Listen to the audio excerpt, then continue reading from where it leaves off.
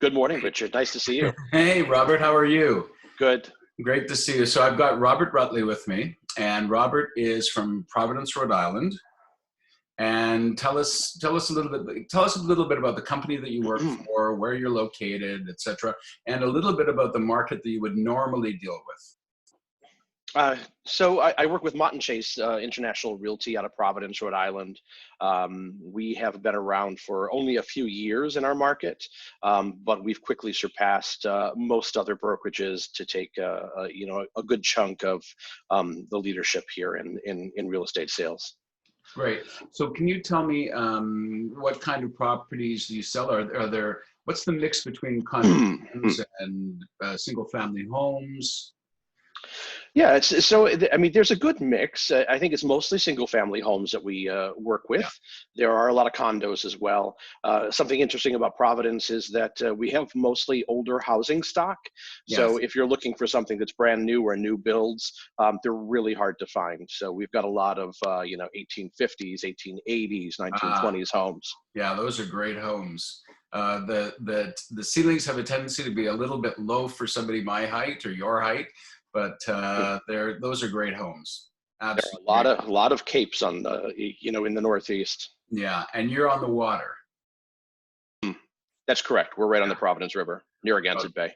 that's wonderful. And so lots of great seafood to eat and all of those wonderful things about being in that area. Absolutely. We have 400 miles of beach or coastline and beaches. So Wow. lots of availability to sun and surf and eat Get seafood. away. Now, do people are people in Providence? Are they using the houses? Are they mostly sorry, are they mostly secondary homes, or are they mostly first homes? In Providence, for the most part, we're a primary home market. Yeah, There are some people that will buy pied a terre if they're from, say, Boston or New York, and they're working down here, or maybe they have a child going to Brown University, so they'll buy right. something small. But mostly, it's a primary home market in Providence. When you get to the southern part of Rhode Island with all the beach communities, there's a huge amount of second home markets Second, down there. mostly from Boston, and would they be also from New Well, York? New York and Yeah, Connecticut for the most yeah. part. And what's the percentage of foreign buyers? Do you see foreign buyers there? We do, but nowhere near the amount of foreign buyers that you'll see over on the West Coast. Yes. Yeah. Well, for us too, we get a lot of foreign buyers in Toronto. A lot of it has to do with the education. If you have a lot of Right. universities in the area, you'll get a lot of foreign buyers. Um, so, what would be the entry level price wise for one of your properties?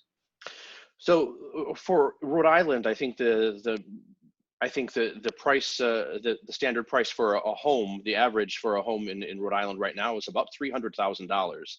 Wow. Um, yeah, so it's pretty inexpensive, and that Yeah. drives a lot of people moving from the greater Boston area to Providence, Yeah. so that they can afford a home. Now, if they were in Providence, what's the how lengthy is the trip? How long does it take to get into Boston? On the train, it's about 45 minutes. Oh, well, I mean, that's a normal commuter time in any major city. So if it gets you right into downtown by train by Boston, that's great. Correct. Yeah, excellent. Right.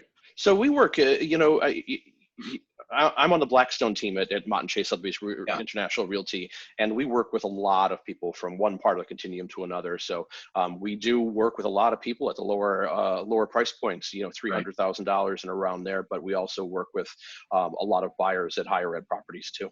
Yeah, I think there's always that little cachet about Sotheby's of being, the place for high-end listings as well as all listings, really. But I think it's a very comfortable place for somebody with a high-end listing because of the way the presentation, high definition photos, and et cetera, et cetera. Yep. Anyway, so now we have COVID-19, we have coronavirus. How has that changed your marketplace? You're sheltering in place right now, but are you also deemed essential? We are deemed essential here, but there are some restrictions. So there are no open houses, and that makes sense. There are no groups of people more than 5. We prefer not to have more than a couple people in any house if we're showing something. But we also have a tier that we go through. So we want people to look at the pictures. We want people to drive by the neighborhood and the house. We want people to look at the videos that we produced. Yeah. And we've also been at the top of our game for quite a while with 3D imagery, Yes. where other brokerages haven't. So we want people to look at those 3D images and see if they can do a video walkthrough or a 3D walkthrough to see if they like that house. If they go through all of these things and they still want to see the house, we will accommodate them to have an in-person showing. Yeah. So are you using Matterport? Is that one of the best facilities? Correct. For the 3D? Yes, we use Matterport. Yeah, I think you're going to see, we've talked about this a few times, a big surge in Matterport sales over the next little while, because a lot of the agents who haven't been using Matterport are going to convert to using Matterport just because of the way it presents. Right. And that 3D option. Yeah, if we had bought stock in Zoom and Matterport 3 weeks ago, who knew? That and Pornhub. Anyways, so tell me some of the things. So I call you today and I say, Robert, I want to list my house. What happens? What's our next step? Is there waivers that we have to sign, or how do we deal with that as far as coronavirus? No, I think, I think we proceed as business as usual, but I think we need to maintain that standard that there are properties out there. There is still demand for properties. As long as they're priced correctly and marketed correctly, they will sell. We listed something, I think Monday, and we got 5 offers Wow. On that home. I'm listing another home later next week, I think on Wednesday, priced correctly, video tour, 3D imagery, and the market is still there. People still need to move. It's an essential business, just like shelter or food or clothing. People need to live in homes. Exactly. And I think I'm glad that there's sort of been a little bit of a turnaround in what I'm seeing from other agents. Everybody, there was a lot of confusion at the beginning. Everybody thought they should just stay home and not work at all. However, when there is a need to buy or sell, if you're not there for your clients, they'll go other places. Right. And I think, we're in the middle of a crisis, and every crisis has a little bit of an opportunity. So we have to look at that silver lining on the cloud and try to figure out what that opportunity is. For me, it's connecting with, my clients and my friends and my family, and really deepening relationships with them. Yeah. And do you have any close family who have been, directly affected and with the disease or not? No, thank God. No. Yeah. Yeah, we have one of our good friends who just got out of the hospital. He spent 4 or 5 days in the hospital. Didn't get onto an intubator, but is still going. I'm going to actually interview him tomorrow to see what his experience was like going through the process. But he says the symptoms are very stringent. They're not a lot of fun. He was a mess for 4 or 5 days at least. So it'll be interesting to see get his thoughts on it and what transpired at the hospital and how he is now that he's out. He's basically isolating at home in bed, just trying to get his strength back after fighting this. So scary. Yeah, very scary. So please stay safe. Please take all the precautions. So have you got, does your mask have a beard attached to it on the outside as well? No, I'm still trying to manage that. I refuse to shave the beard, though.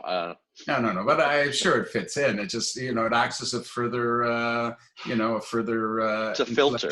It's a filter, further filter. Just make sure you wash it and clean it enough. It's funny. Yeah. You almost look like a rabbi these days. You need to have little side curls and you'd be fine. Yeah. The barbers are not essential business right now, so it's entirely possible by the end of a few weeks I will have side curls. Yeah. Well, if you have a dog, you probably have dog clippers, and guess what? That's what we used here to give my haircut. You're much braver than I am. Yeah. Well, I was braver because I trusted my friend. Thank God. Thank God that he was here and he did it for me, and that's fine. So. But those are all these things that are that seem to be so simple a few weeks back are now very difficult. So it's a new world, and just stay safe, Robert. Stay as safe as you can. Absolutely. And all the best to you. And for the holiday season, I suppose, and shelter at homes. Take care of yourself, and keep yourself nice and healthy. Eat lots of fruits and vegetables, right? Thank you, Richard. You too. Okay, Robert, take care, and Okay. we'll look forward to seeing you face to face again soon. Hopefully I'll see you in Texas in the fall. Yeah, that'll be great. Thanks again, Robert. Okay. Bye-bye.